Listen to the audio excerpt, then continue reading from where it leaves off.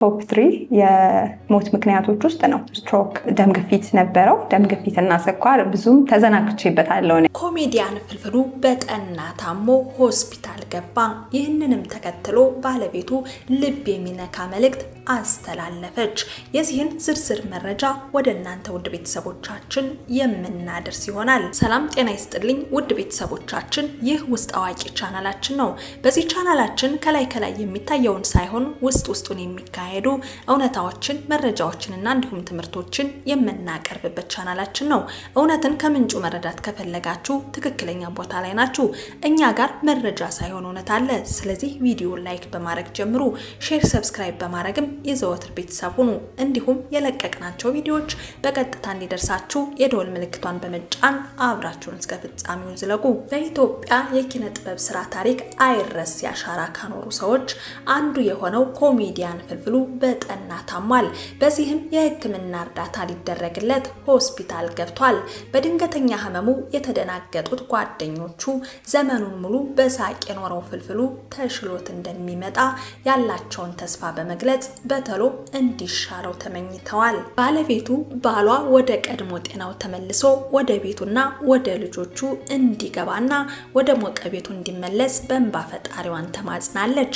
አንድም ቀን በአደባባይ ተመስግኖ የማያውቀው፣ በአደባባይ ተወድሶ የማያውቀው፣ እንደ ስራው ያልተዘመረለት ኮሜዲያን በረከት በቀለ ፍልፍሉ ጠዋት 12 ሰዓት ግሉኮስ ተሰጥቶት ወደ ቀረጻ ቢወጣም በቀረጻ መሃል ግን መቋቋም ያልቻለው ህመም ገጥሞት ሆስፒታል መግባቱ ተሰምቷል። በርካታ አድናቂዎቹ ይህንን ሲሰሙ ተደናግጠዋል። ለበርካታ ዓመታት እየታገለው ከነበረው ህመሙ ጋር አሁንም እየታገለ የበዓል ፕሮግራም ለመስራት ቤቱ ታሞ ከተኛበት ተነስቶ ለተመልካቾች ክብር ብሎ ለመስራት በጓደኞቹ ታግዞ በመውጣት ወደ ቀረጻ ቢሄድም አንድ ፕሮግራም እየጨረሰ እያገባደደ በነበረበት ሰዓት ላይ ህመሙን መቋቋም ባለመቻሉ ቀረጻውን አቋርጦ ወደ ሆስፒታል ለመሄድ ተገዷል። የላንጋኖ የአባይ ቲቪ የበዓል ፕሮግራም ላይም ሳይገኝ ቀርቷል። ሚስቱም በእንባ ታጅባ ባለቤቴ በሰላም ወደ ቤቱ እንዲመለስ እመኛለሁ በማለት ሰዎች በጸሎት እንዲያግዟቸው መልእክቷን አስተላልፋለች። ከጥቂት ሳምንታት በፊት ባለቤቴ ታማብኝ ሐዋሳ ሆስፒታል ነበርኩኝ ብሎ ያስታመማት የነበረው ፍልፍሉ እሱ ችሎት የነበረው ህመሙ ወደ ሆስፒታል እንዲያመራ አስገድዶታል። በዋሻው እንደ ቀረጻ ላይ ህመሙን ችሎ ቢገኝም በስርዓቱ ቁጭ ብሎ ፕሮግራሙን መስራት የቻለው ግን ለአንድ ሰዓት ያህል ብቻ ነበር። ወንበሩ ላይም በጀርባው ተኝቶ ታይቷል። ካሜራማኑ ኮሜዲያን ማርቆስን እንዲነሳና ካመመው ቀረጻው እንዲቋረጥ በእጁ ምልክት ሲሰጠው አሳይቷል። ፍልፍሉ ሆስፒታል ተኝቶ ለሰዎች የፈገግታ ምንጭ ከመሆን ግን አልቦዘነም።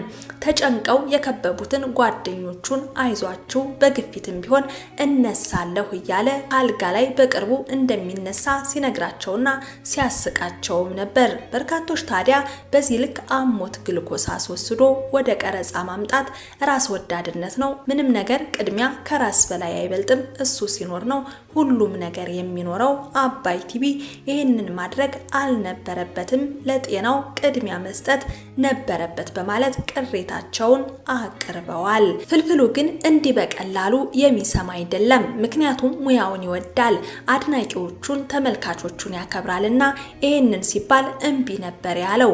ከልጅነት እስከ እውቀቱ የብዙዎች ቤት በሳቅ ሲሞላው የኖረው ተወዳጁ ኮሜዲያን ፍልፍሉ አሁን የሁላችንም ጸሎት ይፈልጋል።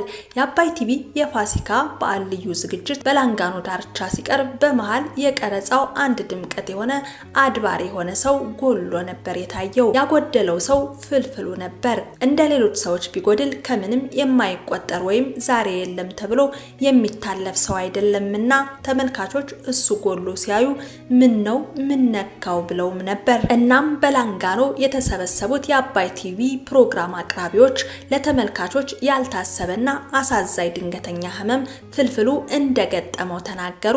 ለተመልካች ያለው ፍቅርና ክብር ገደብ የሌለው ፍልፍሉ መታመሙን እያወቀ አልጋ ላይ ሆኖ ሆስፒታል መሄድ ሲገባው ህዝቤን አላሳዝንም፣ በበዓል መቅረት የለብኝም የለብኝም ብሎ ከነህመሙ ወኔውን ሰብስቦ ግሉኮስ ወስዶ ነበር ወደ ቀረጻ የመጣው። ነገር ግን ህመሙ ከአቅም በላይ ሲሆንበትና መቋቋም ሲያቅተው የዋሸው እንዴ ፕሮግራም 1 ሰዓት ሲሆነው ተመራና ፕሮግራሙ ላይ ከተሳተፈ በኋላ ቀረጻውን አቋርጦ በቀጥታ ወደ ሆስፒታል እንዲያመራ ተገዷል።